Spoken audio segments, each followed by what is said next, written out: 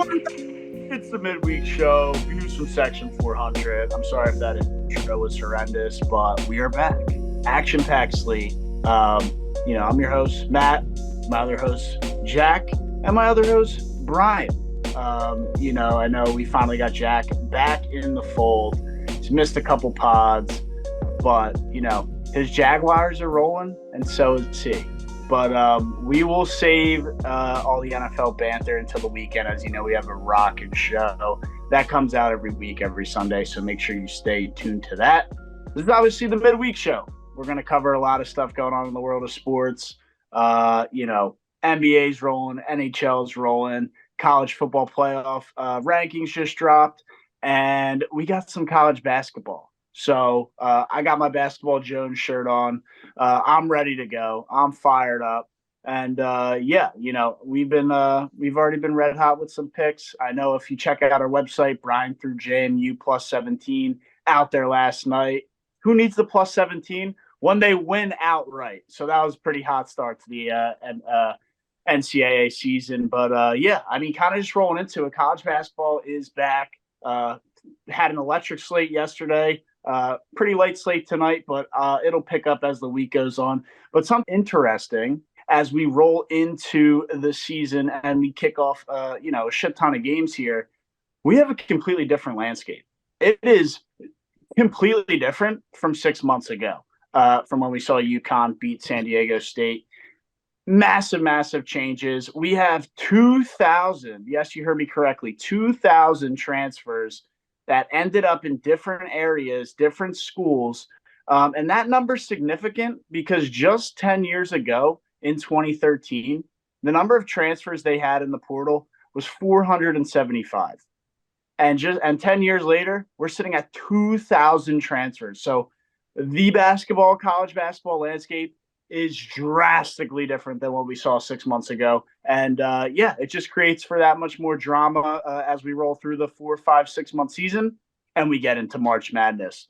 That's kind of what I have there. Brian, what are you seeing here, man, as the season kind of unwinds and gets going? Yeah, so I know we're all still watching the games tip off here. The best team in the nation plays tonight at 9 o'clock. The night of this recording, the Auburn Tigers start their championship run tonight against Baylor. But yeah, you mentioned it, 2,000 transferring players. I thought if you guys are up for it, a little game going here, Family Feud style. I'll just run through the top transfers, and if you guys could give me where they go to school now. All right, this is gonna be tough. It's a little too early in the season for me to know where everybody's at right now. I haven't really been paying attention to the portal, 2,000 of them nearly. So let's run this, but I think Matt's got this in the bag. All right, well, I'll let you go first then, Jack. I'll give you the easiest one, or what should be the easiest one. Michigan big man Hunter Dickinson transferred this offseason. Where does he play basketball now?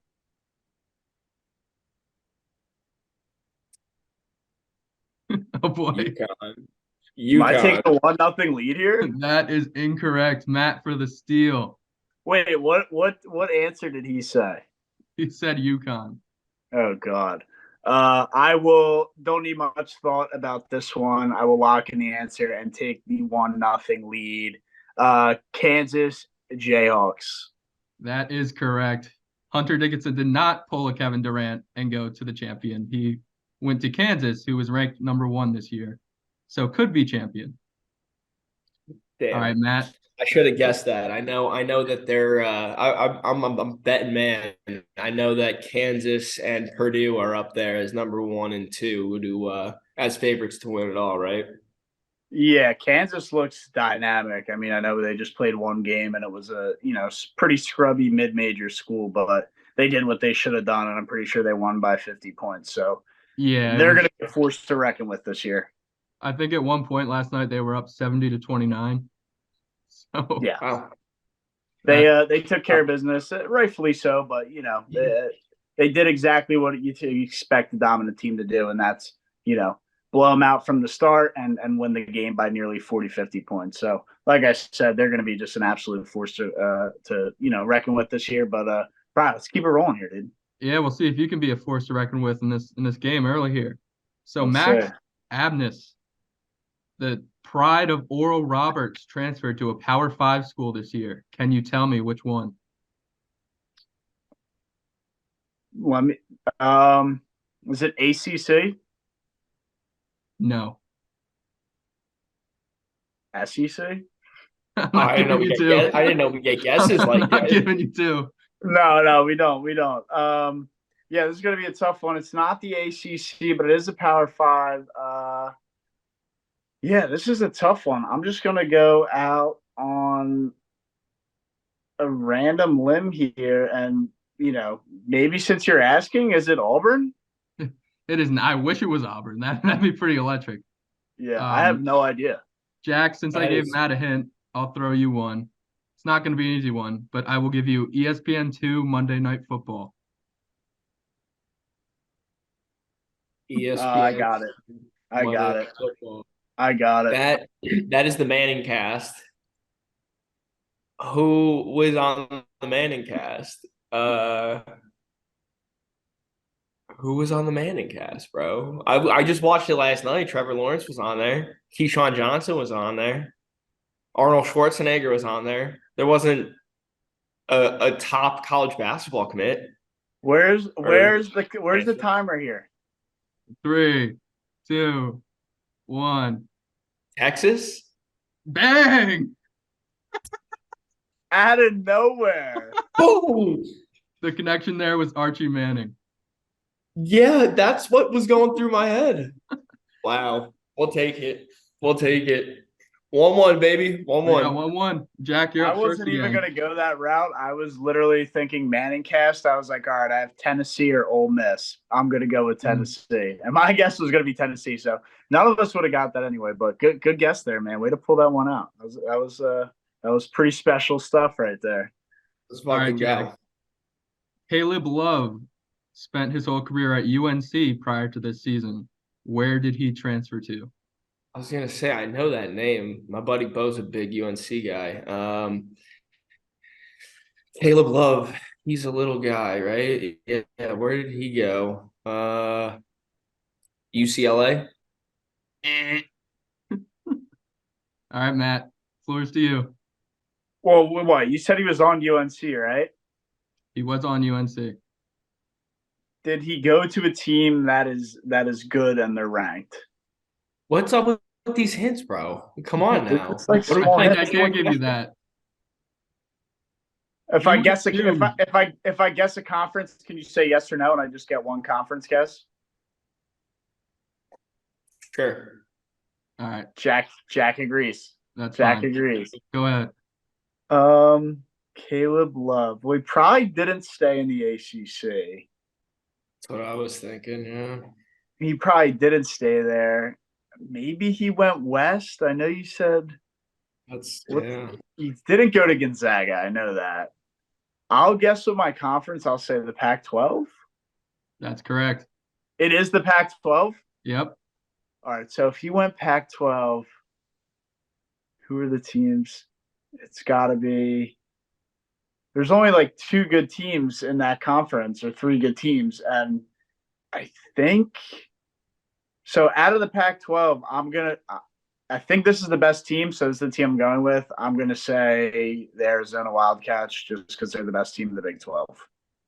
That's correct. No way. Is it actually?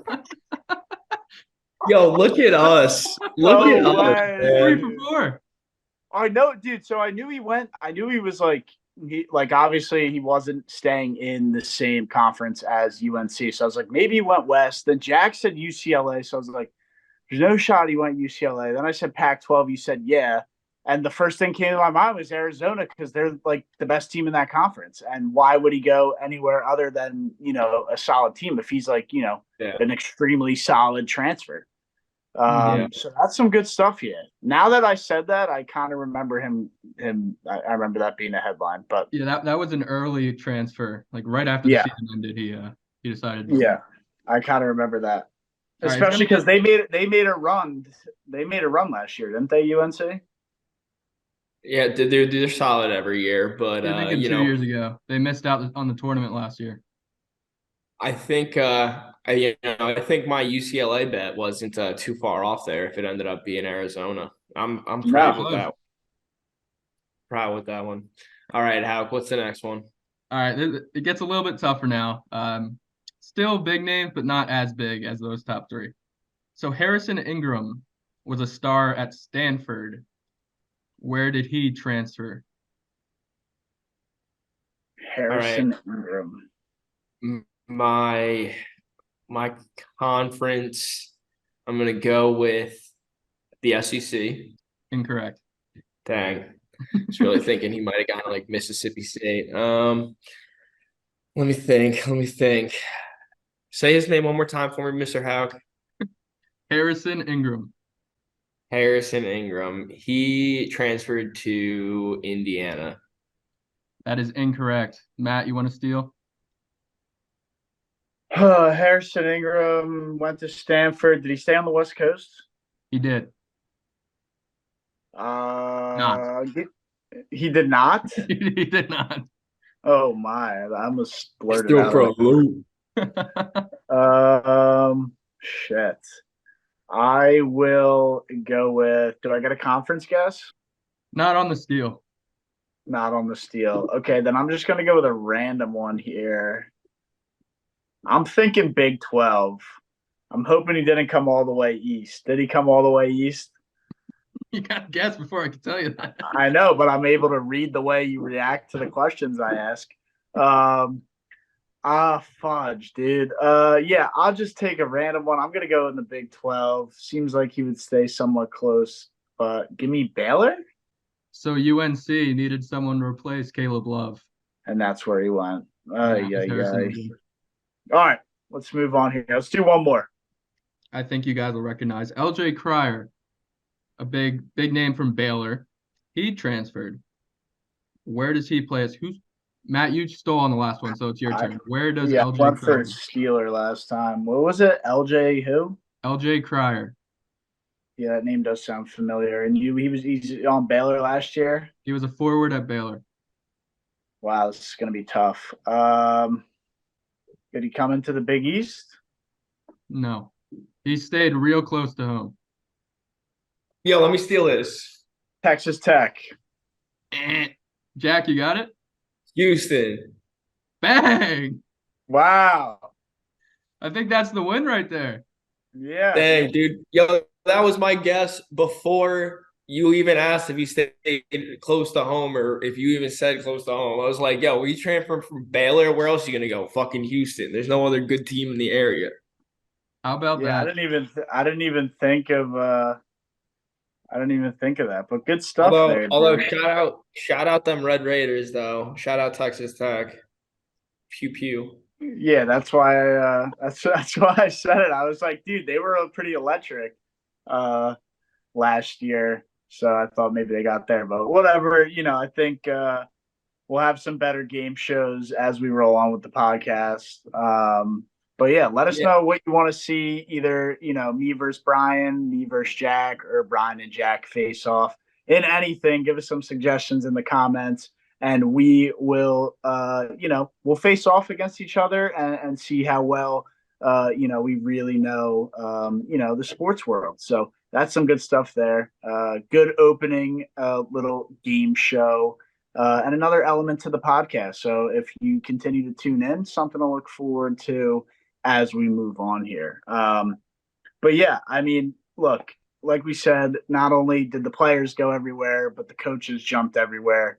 Rick Pitino is at St. John's, and Ed Cooley, kind of dipped out from Providence, where he pretty much made his legacy. Didn't really win anything, but had some solid teams that made the tournament over the years, and he will try to revamp and revitalize the, Georgetown Hoyas, as they've been pretty much bottom of the Big East for the last five plus years.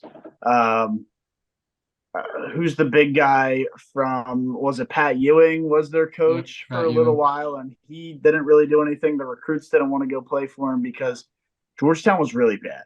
And they've been bad for the last 5 or so years. I think it was probably since Otto Porter Jr. was there, and they got upset by FGCU in the first round, was the last time, Georgetown was really relevant. And that was probably back in 2013. So that shows you about a good 10 years that Georgetown's been pretty trash. So Ed Cooley takes that job on, a lot of pressure. Definitely a decorated historical basketball school in Georgetown. So be interesting to see what he can do, what recruits he can bring into the nation's capital, and if he can, revamp that program. But I think time will tell because he's got some work to do down there. I'll kind of hand it off to you here, Bri. Who's one of your favorites you're looking at this year to win the entire thing? I know it's early, but who's kind of on your preseason radar? I really I really like the Auburn Tigers. I know I'm biased, but they were good last year and they couldn't really score. And this year they add Denver Jones, one of the only people in Division One to average 20 points a game. Janai Broom has another year under him. They got a couple JUCO transfers that scored 14 and 15 against the sister school, Auburn University Montgomery, in the last scrimmage. But they still look like they're going to be good offensive players. I like the Auburn Tigers a lot. One I'll give you that's not biased. I really like Duke. I really like Duke. John Shire looks like he knows how to recruit. I know it's kind of, chalky, but Duke feels like they're due. And I think we see this team make a deep run into March. And if they get the right draw, they'll get to the Final Four. And then once they get there, anything could happen.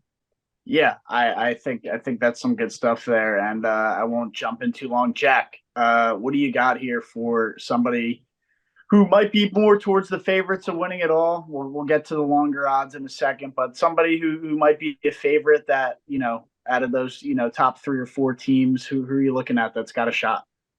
Yeah, I got to ride with my FAU Owls out here. I've come to be a huge FAU fan through my boys down in Fort Lauderdale. Go Owls. I will be riding with them, betting their money line just about every single game this year, maybe a couple spreads as well. That's definitely my team to win it all.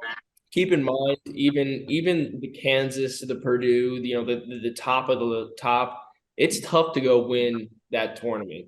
It's really tough. You got to put together a nice stretch of games. Your team's got to get hot. You got to stay healthy. That's been problems for teams in the past. It's not always the best team that wins it. It's whoever can get it done at the right time. So I think FAU, with all their experience, they're gonna come back this year and get the job done. Yeah, I mean, dude, that's that's my thunder right there. I'm all over FAU this year. I've given the articles out. I picked them to win the entire tournament last year before the tournament started. So, yeah, I mean, I am a huge FAU guy. They play tomorrow, actually. Well, it'll be tonight when this gets released. I forget who they're playing, but they're only minus 180 on the money line. So that's an early season hammer. Yeah, that's an early season hammer right there. Minus 180 on the money line. I forget who they play, but I'm pretty confident they'll steamroll them. But yeah, I mean, dude, I love FAU this year. I don't even know how you can say they're a long shot. They're ranked 10th in the country. I believe they're like +4, +5,000 on the odds to win it. So there's some great value there. I'm sure it'll get lower, maybe around that +2,000 range as the season rolls on and people learn about them again. But bringing back John L. Davis, bringing back, I believe, what's his name, Elijah Martin, the number 15 kid, two dynamic guards who carried them all the way to the Final Four last year. They're back this year. And then they keep that tall Russian dude who's like 7'2". He gains a year of experience. So you're now going to have him as a junior, a year older, more experienced. So and they're returning a couple other guys. I think one of their top 3-point scorers from last year is also back. And then, just through the pipeline, I believe they have a transfer too, and some guys who are just a little older who might contribute off the bench. So yeah, they're going to be extremely strong. I love them to make some noise in the tournament. Hopefully they get a pretty good draw. But yeah, so I mean, FAU, like I said, I just had to touch on that. I know Jack did, so I can't leave them out. They're always a team I'm looking out for, just with all that depth and just athletic guards. You know, they got that big man. They should cruise to a conference title win and look for them to make some noise in March. But yeah, other teams who are more known and respected and always have a shot. You know, I don't think how you can overlook Kansas right now. They're dynamite. You know, the addition of Hunter Dickinson is just unbelievable. It's almost unfair. That's a guy who's going to push for a double double every night behind some athletic guards. You know, I look for them to be the outright one team all year long. You know, they might have a loss here or there because it's college basketball, long season. You can't win every game. Um, but yeah, I mean, dude, Kansas is going to be unbelievable. Look for them, like I said, win the Big 12 and kind of roll into the tournament. I don't see a lot of teams stopping them, but more of a low key squad, which is still a respected squad. They got a lot of recruits in. I believe they're a little bit of a younger team, but it'll still be good. Experienced head coach. Kentucky Wildcats come in ranked like 17th or 18th in the top 25, so weren't in that top 10. They got some, you know, 5-star recruits, little inexperienced, but hey, John Calipari is an electric head coach, you know, in college basketball. Look for him to have that team ready to go. And I will not be surprised if we see, you know, the Kentucky Wildcats inside that top 10 ranking, you know, before Christmas Day. Yeah, I don't hate that. Well, I do hate it, obviously, because Kentucky being in the SEC, but I mean, Kentucky's going to be good. Another team I'll give you that's kind of in that 16 to 25 range that people are sleeping on for some reason. The USC Trojans, coached by Andy Enfield, going to have a electric backcourt, and that's not even counting Bronny James, who's going to come back probably in Pac-12 play. This kid Isaiah Collier, freshman, was the high school player of the year in California. He's really good. He already showed out in the game against Kansas State.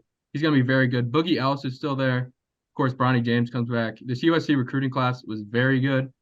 It's going to be tough in that Pac-12. That conference might eat each other alive a little bit, but at the value at USC right now, I would hammer that value. Yeah, Pac-12 is going to be good. Look, you know, Arizona Wildcats at the top there. USC again, you know, with some great recruits.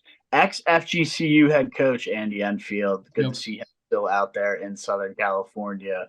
You know, running and pulling the strings for that squad. But I guess we'll just real quick, if we want to run into a Cinderella team who's got a shot to win it all. I'll start with you, Brian, if you can come up with the Cinderella team that you're looking at who might be able to make a run, and then we will all run through it. And again, this is just Cinderella team. Obviously, we're probably going to be way off, but just for the fun of it, we already gave our best bets on the good teams. Let's have a little fun and pick a long shot Cinderella. What do you got, Brian? Yeah, so I'll give you two. First one's just a little bit with my heart because they helped me out last night with my pick, but I'll give you JMU. This team can score, and that's the main thing you're looking for in March with a Cinderella team. Just chug up some shots and score the basketball. So they'll probably be a 15 seed if they can end up winning the Fun Belt Conference. But yeah, I like them. And then, of course, Drake. Love Drake. The wagon they were covering the spread. I think they were like 30-3 a couple of years ago. So ever since then, I've just been a big Drake guy. So, yeah, that's where I'm at. Jack, over to you, man. What do you got, if anything at all, on the Cinderella team run here? No, I really don't have a Cinderella team. You know, like I said, it's tough to win this whole thing. Yeah, I don't even have, you know, Florida FAU as my number one. I still think either Kansas or Purdue is a much easier bet to go win the whole thing. But yeah, no, FAU is as much Cinderella as I'm going to be getting here. Yeah, and it just shows you how dynamic the top 3-4 teams are in the country this year, because FAU's at number 10. And, you know, they're returning everybody from that Final Four run. So, and to have them at +4, +5,000 to win the whole thing after, you know, basically getting there to the Final Four. I think they lost to San Diego State by 1 in the Final Four. It was an It was It was very extremely close. close game. Um, so yeah, a team that has all the experience, has everybody back, and then to sit here and say they're a Cinderella team just shows you, how good the top of the field of the rankings really is. But yeah, I mean, for the team to make a Cinderella team, Brian with some great insight there. I do love Drake. They got robbed against Miami last year in the tournament. They were up, they were winning, and they just kind of had one of those, inexperienced, a little bit of a collapse at the end of the game. I believe they blew like a 10-point lead in It like was bad. it was like under 3 minutes to go, and they blew a 10-point lead. So Drake, they're going to come back strong. They got some returning guys, some new guys, but they're going to be a program who they'll be strong, and they'll be there in March, most likely. What is that? The OVC they're in, the Ohio Valley Conference. Yeah, the OVC. Yeah, I believe they're in the OVC, so they should have no problem winning that. And then, yeah, I mean, a team that hasn't been said. I'm trying to, keep it fresh and not steal all the picks. But the Boise State Broncos score at a high clip. They shoot the three well, and they play defense. Their only downfall is going to be that sometimes they get a little hairy on the road, but I think they'll clean that up with better defensive play this year. And their ability to make the three and make it in high percentage clips, I think will help propel them, through the tournament. And yeah, again, like I said, I don't know they'll win the whole thing, but I think I see Boise State being a sneaky sleeper team that can make a run come March. But other than that, you guys got anything else based on the start of college basketball or any sleeper stuff? I know, we kind of dominated the beginning here with some college basketball talk, rightfully so, as it is the beginning of the season. Yeah, before we get into the atrocious, horrendous, just scene that is the NBA play-in courts, or the NBA in-season tournament courts, I want to give a quick shout out to the Colorado Lady Buffs. We're not going to talk much women's college basketball on the show. I'll probably be the only person that talks women's college basketball on the show, but they did just upset the defending champion LSU Tigers. So I want to give a quick shout out to them. Deion Sanders is not the talk of the town in Boulder, Colorado anymore. So good for the Lady Buffs.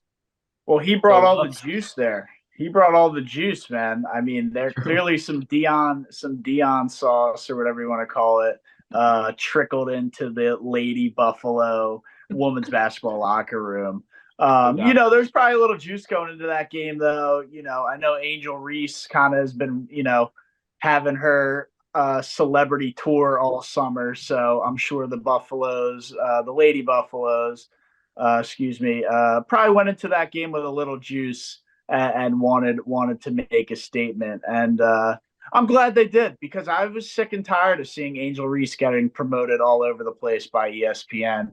I don't think it was necessary. Didn't need to see it.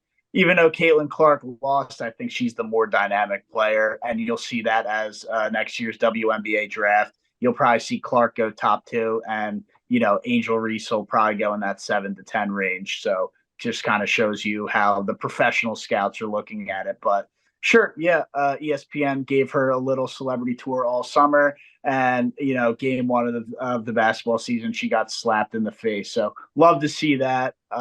We'll see if LSU can bounce back. I'm sure they will.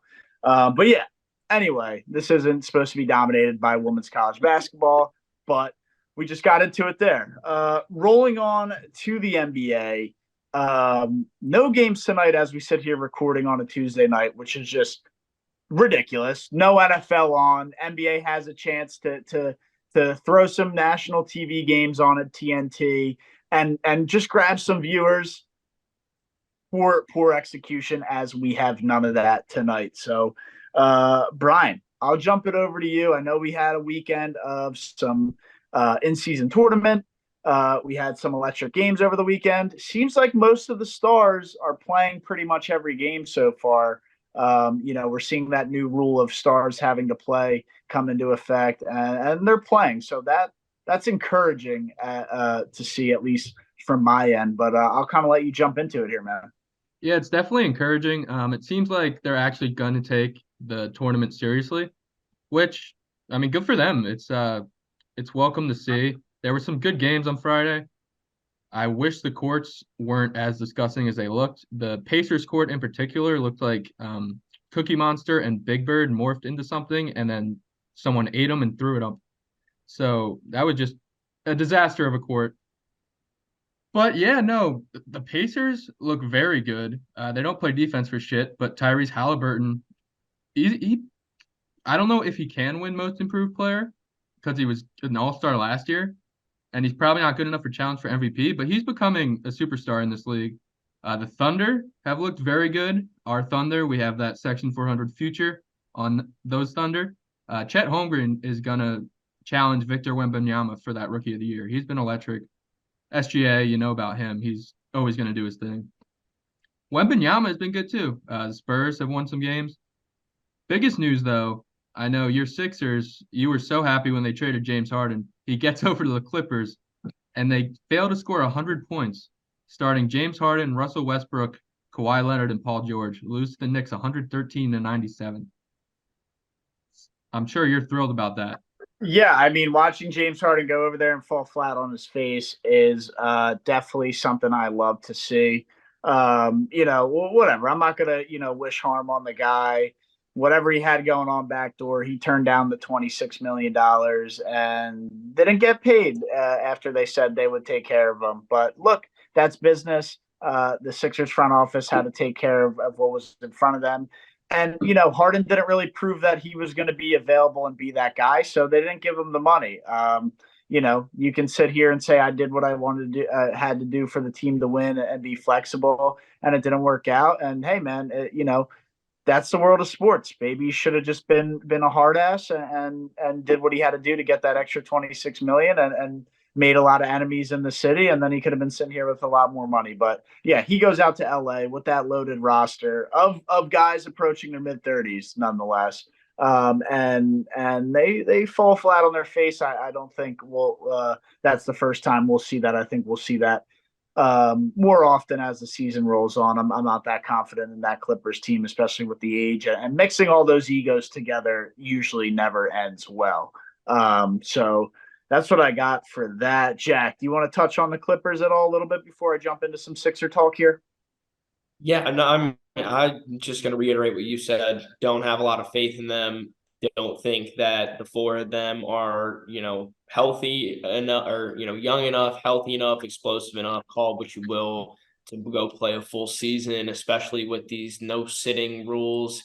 And you get these four guys all out of their prime. I just don't see them being able to get it done, all said and done, when you've got guys like Wemby and Chet, who are, some of the youngest guys in the league, and putting up the numbers that they are, showing the explosiveness that they do. I don't see a world where the old guys are going to hang around anymore. LeBron's been doing it, but he's one of a kind. Yeah. Like you said, getting older and they're not getting younger. That's going to be tough for them to, adapt to as the season goes on, especially with those star players having to play and them having to come up, with a good excuse for the NBA if those guys do sit out. But the other thing is, putting all those egos in the same locker room, all it's going to take is shit to hit the fan just a little bit for that to turn into a rocky situation.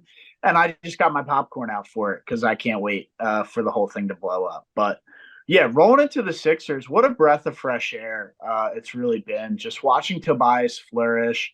Embiid's been nice. Maxey is taking that next step into an elite all-pro style type player.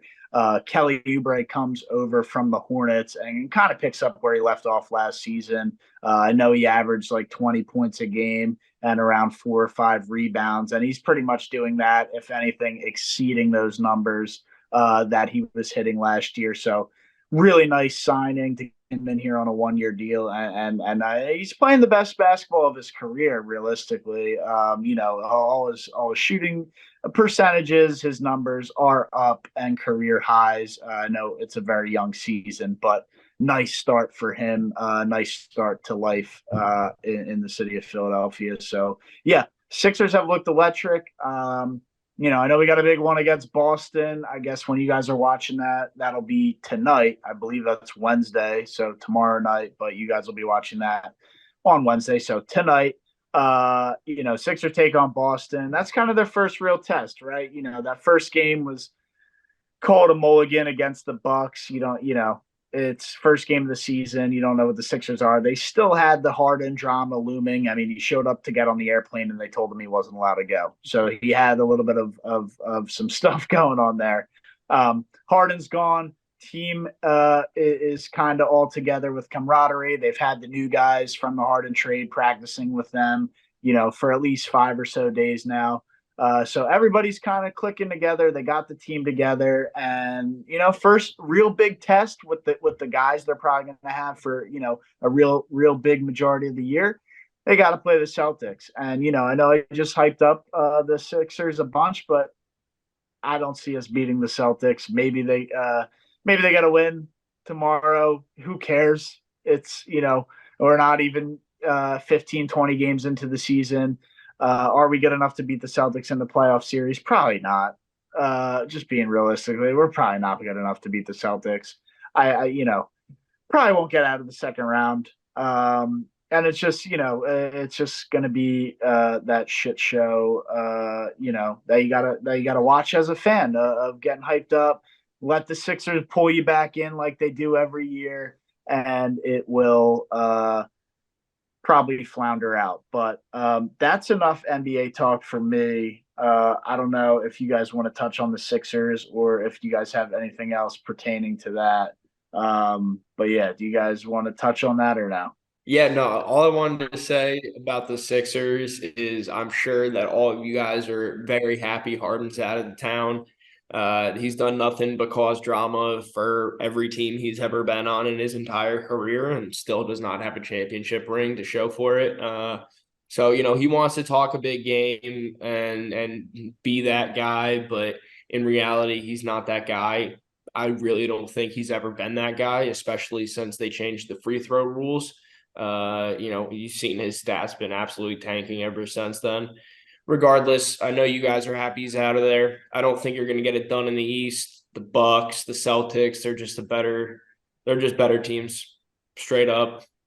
Sorry to admit that to you, but I said it. Things happen. Things happen. Maybe the Sixers develop into a top 3 contender. Yeah, they got to use some of those picks that Daryl Morey won't be around to use or use to draft players with. So you might as well use some of those draft picks. Maybe use the picks, parlay it in with some of that bench depth you have, and go get Embiid some help, and really get Maxey and Embiid some help. I mean, Maxey is I think probably just as vital to this team as Embiid is right now. I know Embiid is obviously Embiid, but dude, Maxey is freaking important. And he's proving to be very damn close to an all-pro NBA style player. Probably going to see him make an all-star game this year and for couple of years to come here if he keeps trending at this rate. But yeah, Brian, you want to touch on anything there? Yeah, I'll give you my finals prediction. But yeah, it's going to be the Celtics and the Nuggets. I think that's where we're trending.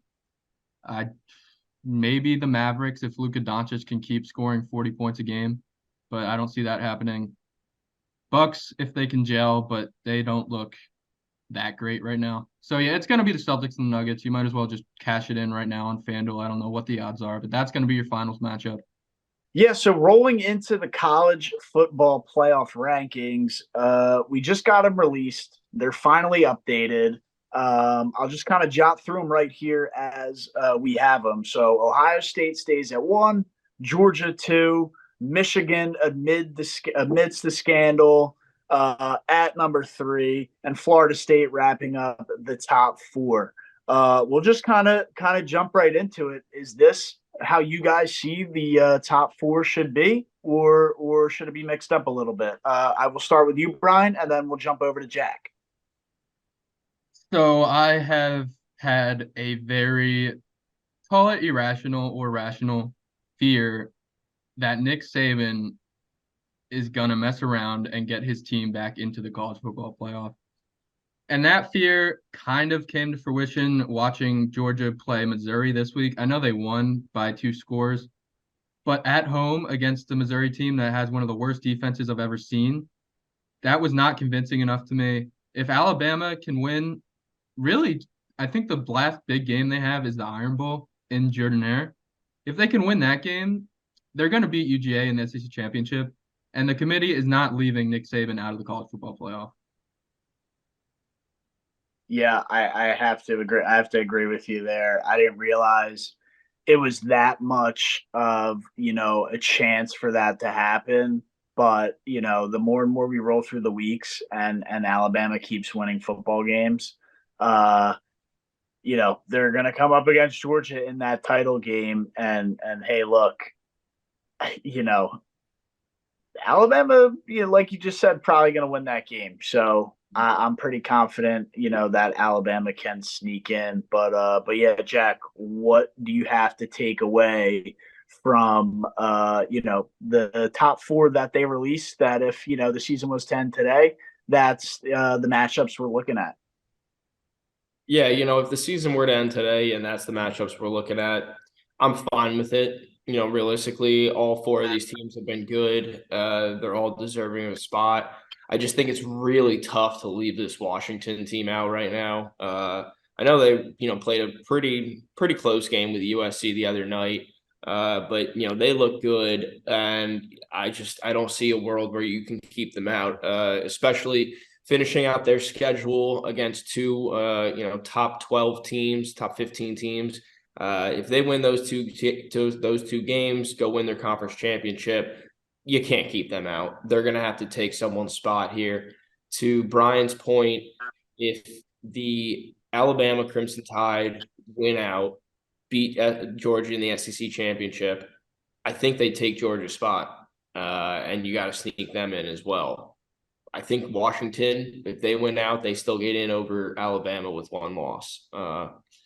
This is why we need the extended college football playoff. This is exactly why there are, we're only here in week 9 or 10. I don't know which one it is, but there's 5 teams that are very deserving of a top 4 spot, and one would get cut out at this point, which is just BS. So we got a lot of football left to play, a lot of big games left to play. We're going to see how this plays out, but we're going to keep you guys updated with how we see this shaking out. But yeah, as of right now, I'm fine with this top 4, how they picked it.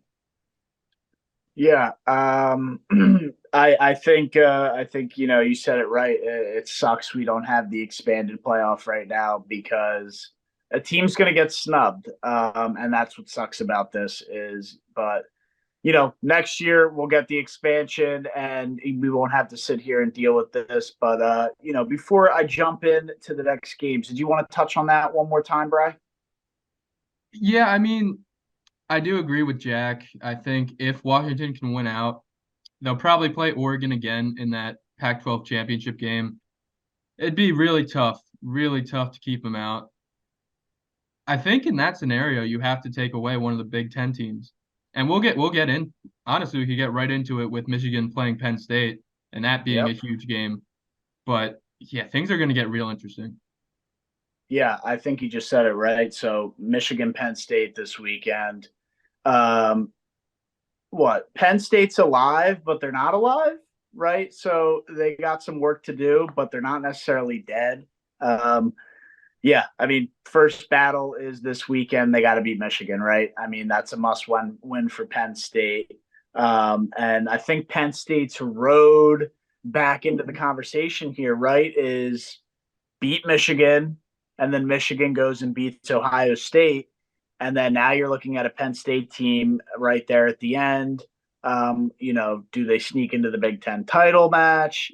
How is that whole landscape going to develop and how are they, but if it rolls out like that, it's going to give them a shot and it's going to keep them in the conversation. So that's kind of Penn State's, route to being relevant at the end of the year and possibly, snagging a Final Four spot. And as good as Florida State is, I think they're upset worthy. I don't know who. I don't know who will beat them, but I think you could see them have a slip up as we roll on here. Like I said, I don't know who it's going to be, and maybe they make me eat my words and they just roll through the rest of the year because they are that good. But they're Mhm. also a team I could see having a bit of a slip up. We still have Ohio State and Michigan have to play. If I had to guess, I would lean Ohio State right now at this point in time, probably winning that game. So you're looking at Michigan if they lose this weekend at Penn State and then drop to, Ohio State, they're out of the top four. I mean, they have no shot. So something to look out for. And then, yeah, we have Utah and Washington this weekend. If Washington goes and puts on another clinic, and Penn State beats Michigan this week, we have Washington in the top four with ease. Mhm. But yeah, I mean, what you guys think? Washington steamrolls this weekend, or what do you got? Yeah, Yeah. I don't think the Utah offense can keep up with the Washington offense. And the Washington defense doesn't get enough credit. I know Caleb Williams kind of tore him up last week, but it's Caleb Williams. Um, so yeah, but this Washington team is very, very, very, very, very. I'll give it another very good, and they deserve to be in the playoff. I think they're better than Florida State. Honestly, I think they're better than Ohio State. Um, and I think they would win the college football playoff if they got in there. I'm willing to go that far. So I think they'll get in, and I think they roll Utah this week. Yeah, I mean that's interesting take. You got Washington to win the entire thing. If they get in. Could happen. Could happen. They've looked dynamic and they've beaten the teams they've had to beat to put themselves in the conversation. But yeah, before we roll on, Jack, I want to get over to you to hear your take on anything pertaining to the conversation. Last thing to Brian's point, I like Washington. If they end up winning against Utah this week, then I believe it's Oklahoma State the following week, who's a top 12 team right now. And then they go on to the Pac-12 championship, beat Oregon. I mean, there's no question that they deserve a top four spot. There's no question that they're probably a favorite to win the college football playoff. I mean, that's a hell of a resume, especially to close out the year, to be hot like that. Yeah, I'm with Brian. If they get in, if they're a top four team, yeah, lock it in. They could win this whole dang thing. I Let's go will say, Huskies. I will say though, I'm a big Knowles fan. I know I went to Auburn. I'm repping Auburn. They'll always be my team, but I grew up a Knowles fan, and I'm gonna be bleeding garnet and gold as this college football season comes to an end. Yeah, I mean, like I said, I wasn't trying to rip on them. I know I said they could be fraudulent, but I just think out of the teams there, that's a pretty weak conference they're in. So I guess that bodes well for them as they probably won't be, that challenged or battle tested moving on. But if it's Florida State versus Ohio State in that first round of the college football playoff, Ohio State's probably a little more battle tested than Florida State. So we'll see what happens there. But again, I'm not taking away from Florida State. I know their roster is extremely talented this year, and they are legit.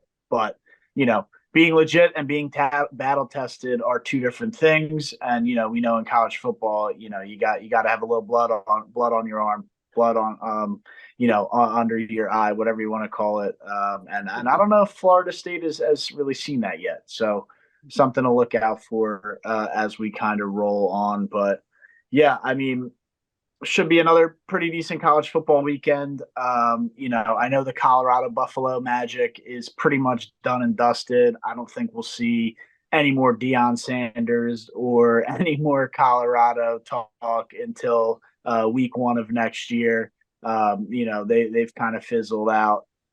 So nothing to really touch on there. But yeah, I mean, as the season rolls on, we have some headlines to look out for: what team's going to sneak in, what team's going to get snubbed, and I think we can officially say that the Washington Huskies is the Views from Section 400 team to win it all. I mean, Yep. we're all on board that they're a team that can win it all. I mean, I love the Huskies. And I think they've done everything they've could, right? So when you look at teams and you say you got to do what you got to do, and you got to control what you can control, they've done that. They've controlled everything they could control, and they're continue to do it on a weekly basis. Another challenge this week against Utah, but I think they get it done, and they get it done pretty handedly. So yeah, I mean, views from Section 400. You heard it here first. We love the Washington Huskies to still catapult into the top 4, and they won't be done there because then they're going to go win it all. So good stuff. Good stuff there. That's all I have for my bits and pieces on the show. Were there any other segments or topics you guys want to add before we wrap it up here? We got the Auburn game coming up in about 45 seconds, so I'm down to wrap it up as soon as we can. All right, yeah. I mean, we can call it there. Again, hope you guys enjoyed the show. Please follow along on all our socials: Instagram, TikTok, YouTube, Twitter. Bunch of content across all platforms, all socials. So definitely check that stuff out. We try to make our posts interactive, engaging, to get you guys in and on board. And stay tuned for a couple giveaways. I know we have some stuff in the works pertaining to that. So as we grow here and get a little bigger and create more of an audience, look out for some of that stuff, man, because you definitely don't want to lose out on some cool giveaways. And I have heard down the pipeline, the little birdie, that the Views from Section 400 merch line is being talked about.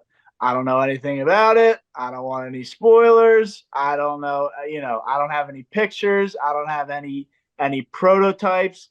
That's just what the little birdie's telling me. So stay tuned for what we got in store. It's going to be an action-packed next couple of months and holiday season. And, I just really can't wait to be a part of the ride, obviously, with my 2 hosts here and everybody else watching at home.